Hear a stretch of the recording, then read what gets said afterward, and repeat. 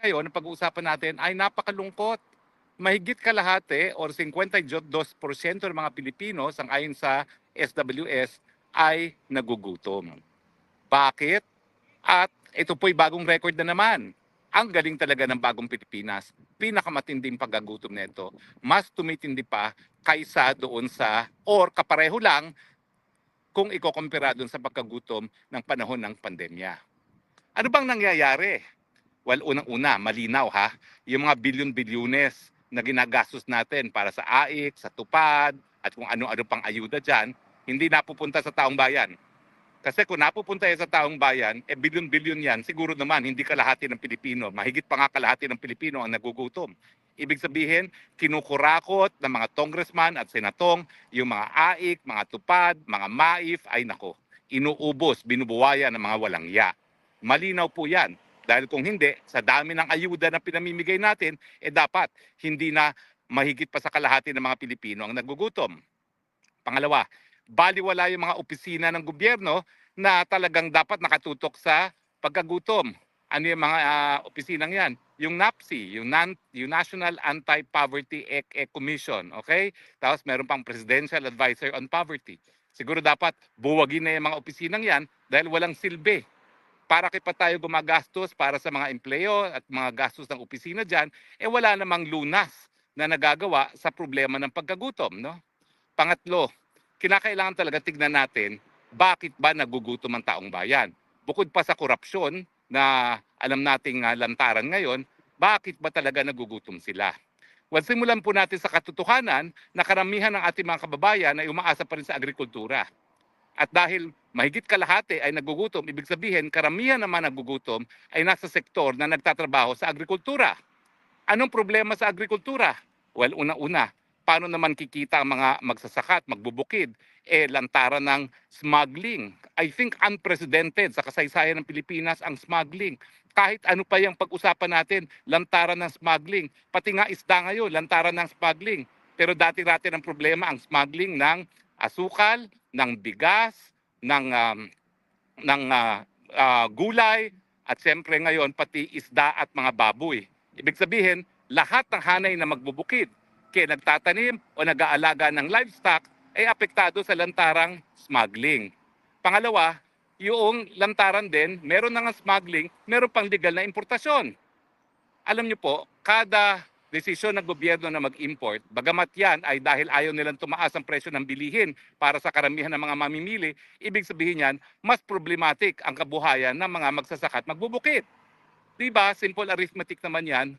Kung talagang pabababain mo ang presyo, meron ka ng kalaban sa smuggling, tapos meron pang legal na importasyon, paano na ang hanap buhay ng mga magsasaka? So ang kinakailangan talaga nating gawin para tumaas o mababa na yung insidente ng pagkagutom ay itaas ang kabuhayan ng ating mga magsasaka at magbubukid. At mangyayari lang yan, unang-una, kung talagang ititigil natin ang korupsyon dun sa mga ayuda. At pangalawa, buhusan natin ang suporta ng mga magsasaka. Alam naman natin na hindi gaya ng Thailand, hindi gaya ng Vietnam, hindi gaya ng Cambodia at Laos na wala tayong natural na irigasyon kasi sila meron silang Mekong River. So kinakailangan talaga natin paggugulan ng kapital ang patubig. At nung tayo naman po ay naging miyembro ng Kongreso, sinulong natin yung libreng patubig sa mga maliliit na magsasaka. Ang problema, kalahati lang po ng kabukiran natin ang merong patubig. Kaya ang irigasyon ay isa lang yan na pangangailangan ng ating magbubukid. Kinakailangan din nila ng mga binhi, lalong-lalo na yung mga high-yielding, typhoon-resistant na mga hybrid, lalong-lalo na sa palay. Naku, ang dami na pong mga hybrid variety na ginagawa ng IRRI. Ang problema, yung mga bansa gaya ng Vietnam, ng Thailand, at Laos, ginagamit yung mga binhi na dinidevelop ng IRRI. Tayo, hindi natin ginagamit kasi hindi ma-afford ng mga magsasaka. Kaya naman, dyan dapat pumasok ang suporta. Alam niyo po, walang problema kapag nagsusuporta ang ating mga magsasaka. Dito nga po sa Netherlands, grabe ang suporta nila. Kaya nga po, meron tayong tinatawag na unfair trade remedies kasi mga mayamang bansa, grabe ang suporta sa kanilang mga magsasaka na kaya nilang mag-export ng kanilang mga produce sa napakababang halaga dahil suportado nila mga magsasaka nila. Kaya nga, yung mga pagkakataon na ganito na napakalaki ng subsidiya na ginagawa ng mga mayamang bansa sa kanilang mga magbubukid, pwede tayo magpataw na tinatawag na countervailing duties para naman maging patas dahil yung pagbibigay ng saksakan ng subsidiya sa mga magbubukid nila, yan po ay unfair trade practice. Dahil grabe yung pondong binubuhos sa mga magbubukid na nabebenta nila ng murang kanilang produce at mataas pa rin ang antas ng kabuhayan ng kanilang mga magsasaka. Kaya wag na po tayo maghinayang dahil lahat ng mga bansa sa daigdig, mahirap, mayaman, nagbibigay po talaga ng subsidiya sa mga magbubukid. So bakit naman tayo magpapahuli dyan? Kung nagagastos ka ng mga walang yan congressman at senatong ang pera natin para sa korupsyon, nauubos na raw ang mga bahay sa Forbes Park dahil sila bilihan ng bilihan sa bahay sa Forbes Park.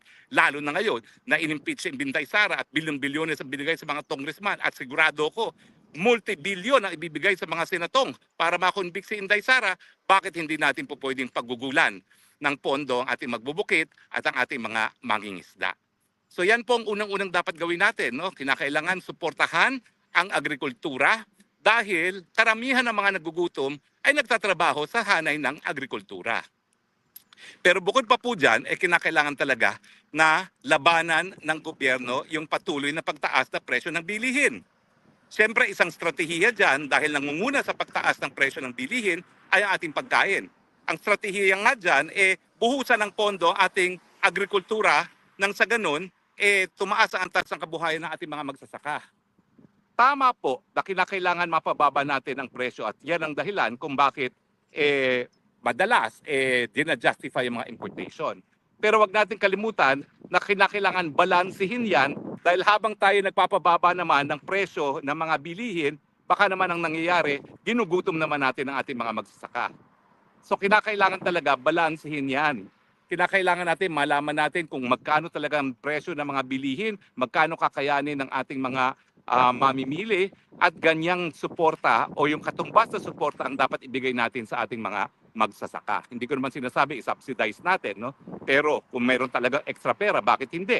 Kaya nga po isa sa aking sinulong rin na batas, yung libreng tanghalian sa mga nagugutom na kabataan, no? Well, kung talagang napakadami nating ani at mababa ang presyo, ba't hindi na lang gobyerno bumili at ipakain sa ating mga mag-aaral? Pinili natin yung mga ani ng ating mga magsasaka at pinakain sa ating mga estudyante, nagkakaroon tayo ng bagong merkado, nagkakaroon ng masustansya pagkain ng ating mga mag-aaral at nagkakaroon ng kabuhayan ang ating mga magsasaka at magbubukid. So, una-una nga, para ma-curtail yung inflation na tinatawag, ayun nga, suportahan ang agrikultura. Pangalawa, kinakailangan talaga maghanap ng alternatibong sources ng mas murang petrolyo. Kasi ang petrolyo pa rin, kapag tumaas yan, lahat tumataas. At uulitin ko po, panahon na pag-aralan natin, bakit ba tayo sunod-sunuran sa mga Amerikano? Palibasa, sinasanction nila yung pagbili ng langis galing sa Russia, sunod-sunuran naman tayo. Pero yung ibang mga bansa, gaya ng India, ng China, at pati na hindi naman Indonesia, kasi Indonesia may langis yan. No? Pero yung China, yung India at yung Turkey, wala silang pakialam dyan sa sanction na yan. Kasi ang importante, sitmura ng mga mamamayan. At habang mataas ang presyo ng petrolyo, alam natin na tataas ang presyo ng lahat ng bilihin. Now, bukod pa doon sa paghahanap ng alternatibong supplier na mas mababa, at yan naman po ay Russia lang, no? Kinakailangan din talaga, bigyan natin insentibo para nga magkaroon tayo ng mas marami pang renewable. Kasi tignan ninyo, kung mas marami tayong mga solar farms, mas marami tayong mga geothermal, yung mga tinatawag nating renewable sources of energy, lahat ng mga kotse natin, pwede na tayo mag-electric. Bakit tayo hindi pwede mag-electric ngayon? Kasi mahal ang kuryente. Pinakamahal sa buong Asia ang kuryente sa Pilipinas. So anong matitipid mo kung mag-electric car ka nga, mahal naman ang kuryente. So kinakailangan talaga, gawing mabilis ang proseso ng pagtatayo ng renewable energy gaya ng solar at geothermal at saka wind power. Alisin na yung corruption dyan na nagiging balakid. Alisin na yung kagustuhan ng mga dambuhalang energy company na sila magmonopolya nitong industriyang ito. Hayaan na natin pati yung mga maliliit na mga kumpanya na maglagay ng mga solar panels sa mga tahanan. Huwag na natin payagan ng Meralco na ilimit yung incentives ng mga mamimili kapag sila maglalagay ng solar panels sa kanilang mga kabahayan. Dahil pag napababa natin ang presyo ng kuryente, pwede na talaga tayong magkaroon ng mga electronic vehicles at pag mababa ang presyo ng kuryente, siyempre, mas magiging viable yung paggamit ng e-vehicles. Eh ngayon kasi mahal ng kuryente, paano maging viable sa Pilipinas yan?